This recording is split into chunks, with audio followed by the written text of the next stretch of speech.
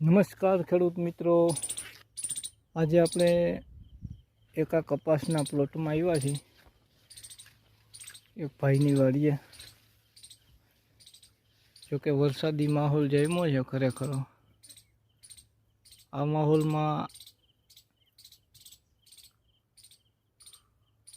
કપાસના જે ખેડૂતો છે એને ખૂબ જ કાળજી રાખવા જેવી છે.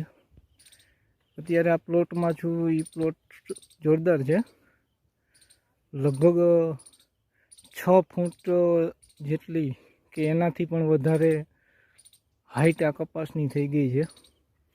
મેં કાલે એક ખેડૂતને વાત કરી હતી એ મુજબ જો આ સ્ટેજમાં ખેડૂતો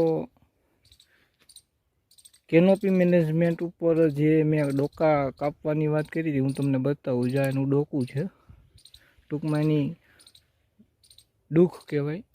એ ડૂખ જો બધા છોડમાં કપાઈ જાય, બતાવું તમને. આટલી જ અમથી ડૂખ કાપવાની છે.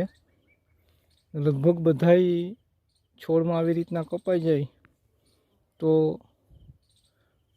ખરેખર એક જે ફાલ મારવાનો રાઉન્ડ છે એ ઘટી જાય અને અહીંથી એનો ફેલાવો